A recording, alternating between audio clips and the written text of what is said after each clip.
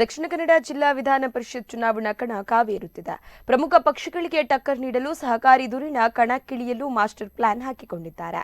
ಪಕ್ಷೇತರ ಅಭ್ಯರ್ಥಿಯಾಗಿ ಕಣಕ್ಕಿಳಿಯಲು ಎಂಎನ್ ರಾಜೇಂದ್ರ ಕುಮಾರ್ ಉತ್ಸುಕರಾಗಿದ್ದು, ಇನ್ನೆರಡು ದಿನಗಳಲ್ಲಿ ಈ ಬಗ್ಗೆ ಸೂಕ್ತ ನಿರ್ಧಾರ ಕೈಗೊಳ್ಳುತ್ತೇನೆ ಎಂದು ರಾಜ್ಯ ಸಹಕಾರ ಮಾರಾಟ ಮಹಾಮಂಡಲ ಅಧ್ಯಕ್ಷ ರಾಜೇಂದ್ರ ಕುಮಾರ್ ಉಡುಪಿಯಲ್ಲಿ ತಿಳಿಸಿದ್ದಾರೆ.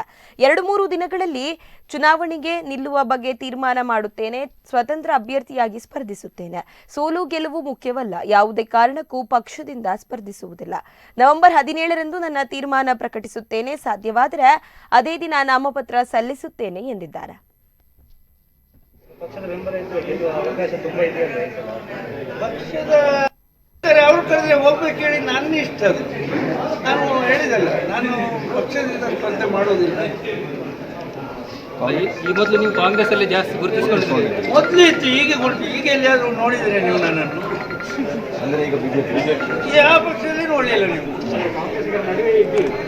ಅಲ್ಲ, ನಾನು ಈಗ ಇಲ್ಲಿ ಎಸ್ಪಲ್ ಇದ್ದಾರೆ, ಅವರ ಜೊತೆ ಇದ್ದಾರೆ. ನಾವು ಕೋಆಪರೇಟಿವ್ ಸಹಕಾರಿಗಳಾಗಿದ್ದೇವೆ.